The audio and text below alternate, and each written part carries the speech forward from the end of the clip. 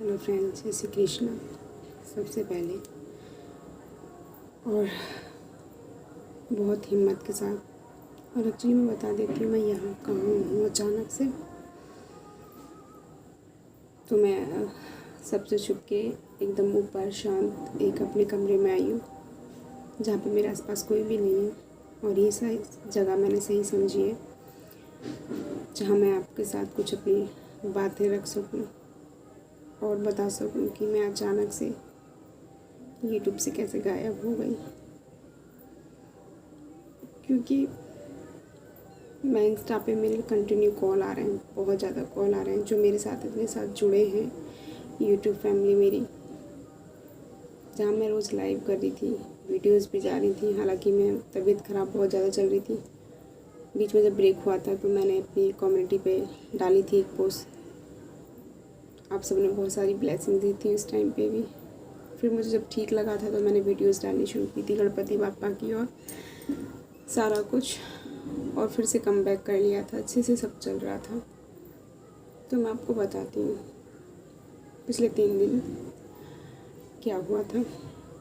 शायद वो कौन सी दिन था, प्रधानमंत्री हमारे मोदी जी का जन्मदिन भी था उस दिन। और मेरा जो छोटा भाई है उसने पोस्ट भी कर रखी थी। और शाम तक मैंने लास्ट लाइव देखोगे आप, उसमें बहुत सारा कॉल आ रहा था लास्ट में।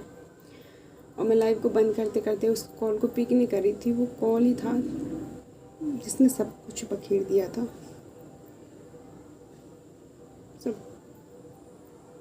सब टूट सा गया था। अगर मैं इमोशनल हो जाऊँगी, रोऊंगी ना, तो आपको भी कुछ समझ नहीं आएगा, मेरी आवाज़ भी नहीं निकलेगी। क्योंकि रो तो जितने लिए हैं बहुत रोना हो गया है। और अब तीसरा चौथा दिन है तो सब्र भी बहुत हो गया है, समझ लिया है। और कृष्णा को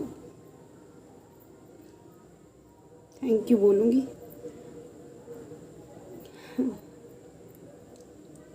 चलो मैं बताती हूँ, ज़्यादा टाइम नहीं लेती हूँ। और इसलिए मैं आपके साथ में इस वीडियो को इसलिए डाला है क्योंकि इतने ज़्यादा क्वेश्चन आ रहे थे। मैं अपने मेरी लाइव में भी जा रही थी, वहाँ के नीचे मैं कमेंट सेक्शन में देख रही थी। और यूट्यूब के मतलब जो लास्ट वीडियो डाली थी उसमें भी मैंने कई कमेंट देखे थे कि दी कहाँ हो मैम, कहाँ हो, क्या हो गया है, आप लाइव भी नहीं कर रहे हो, ये सब। क्योंकि जो एकदम कनेक्ट रहता हो, एक्टिव रहता हो और अचानक से फिर गायब हो जाए, कुछ समझ ही नहीं आए। क्योंकि मुझे खुद ही कुछ समझ नहीं आया था कि सब बिखर सा गया था एकदम से कि मैं क्या बताऊँ और कैसे आपके सामने आऊँ। मैंने अपनी सिस्टर से कल बात की थी कि इतने सारे मैसेज आ रहे हैं, क्या करूँ। कह रही थी एक वीडियो बना के डाल देना और ज़्यादा परेशान होना मत, रोना मत सबको, और सबसे बोलना कि बताती हूँ। लास्ट जब मैं लाइव कर रही थी आप देखो, उसमें एक मेरी दीदी का अचानक फ़ोन आया था, जो मेरा छोटा भाई है शिवम। अब मेरी लास्ट वीडियोज़ में देखोगे, बहुत बार दिखाया आपको। और बहुरिया मेरी, तो हमें सबको इंतज़ार था। हमारे घर में आने वाला था एक छोटा कान्हा बेबी। और सबको पता नहीं क्यों ऐसा था कि बस कान्हा ही आएंगे, कृष्ण आएंगे। और वो आई भी थे, पर हमारे नसीब में नहीं थे। हमारे सब सपने बिखर गए। एक्चुअली 3 दिन पहले मेरे छोटे भाई की, जो छोटा भाई है उसकी मतलब बहू है हमारी, डिलीवरी टाइम आ गया था और सब कुछ ठीक था। सुबह उसकी पोस्ट देख रही थी व्हाट्सएप पे, हर दिन चेक कर दी थी कि कोई फ़ोटो आएगी। और एक एक दिन हमें बहुत तलाश थी, बहुत ज़्यादा।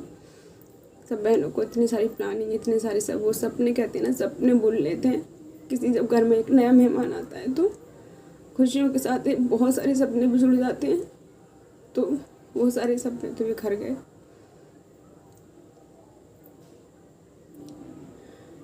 वो लास्ट कॉल था दीदी का। जब मैंने उनका फ़ोन उठाया था अपनी लाइव बंद करने के बाद, और मेरा भाई कर रहा था फ़ोन, उसका फ़ोन नहीं उठा रही थी मैं।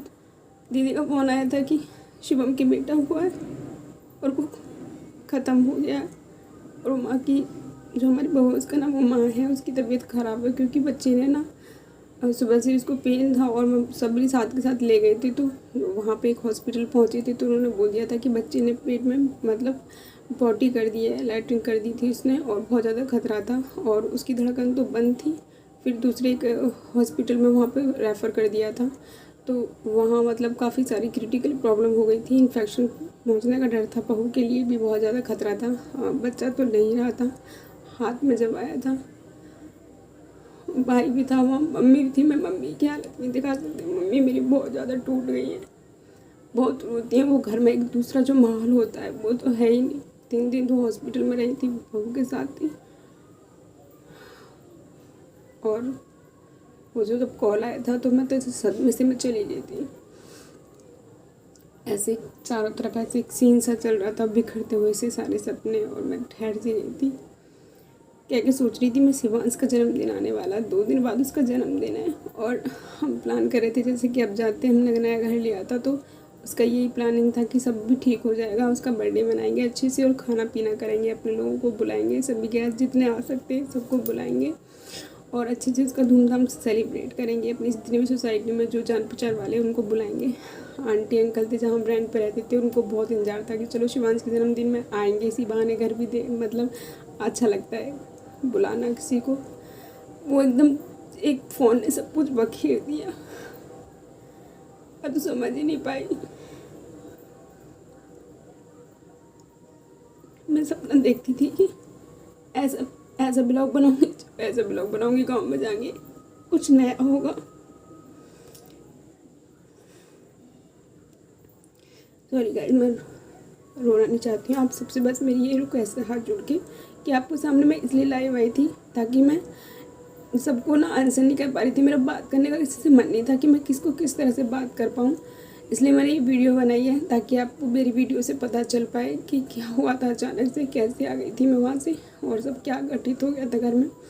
अभी हमारी जो बहू है वो ठीक है, आप सबकी ब्लेसिंग करना कि वो जल्दी से स्वस्थ हो जाए, ठीक हो जाए, क्योंकि उसके दुख से वो माँ है, उसको देखते हैं ना इतनी बच्ची सी, जब उसकी मम्मी उसकी आंखों को देखते हैं, पूछ रही थी ना वो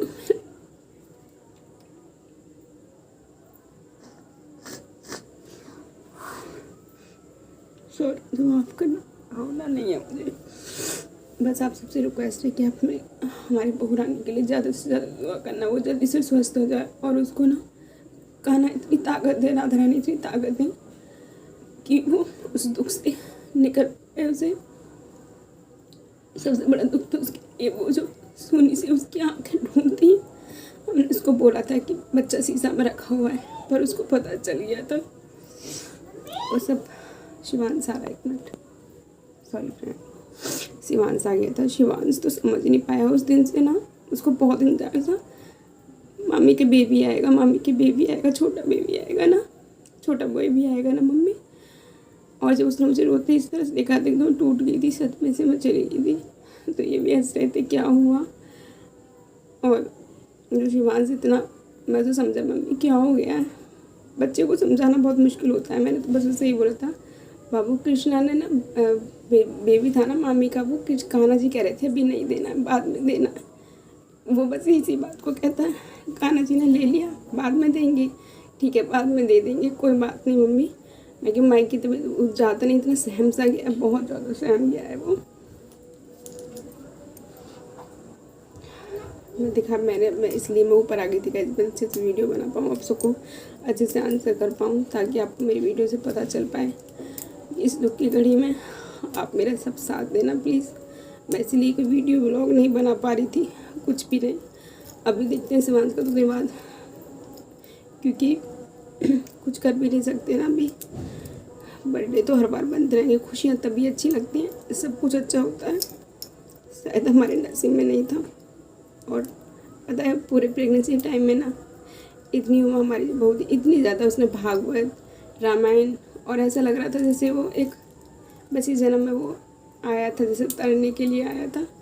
इतनी भागवत सुनी थी ना उसने, बहुत अटेंड की थी भागवत और रामायण पढ़ती थी रोज़ाना, एक दिन का इंतजार। और उस माँ के लिए समझ सकते हैं, सबसे बड़ा दुख उसका है। मम्मी की हालत बहुत ख़राब है। देखूंगी मैं आपके साथ बाद में कभी कोई वीडियो शेयर करूँगी। और 2 दिन बाद में शिवांश के जन्मदिन के लिए भी मैं देखूंगी, आप उसे सिर्फ ब्लेस कर देना, कोई उसकी पुरानी वीडियोज़ या ऐसे ही मैं शेयर करूँगी।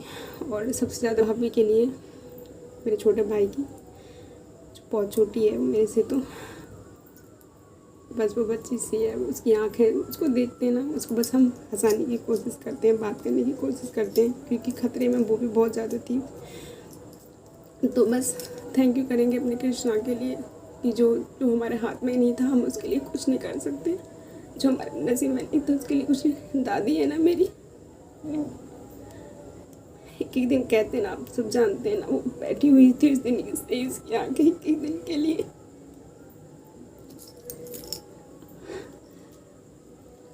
पर मैं समझा गया था उसको, बिखर गया सब कुछ।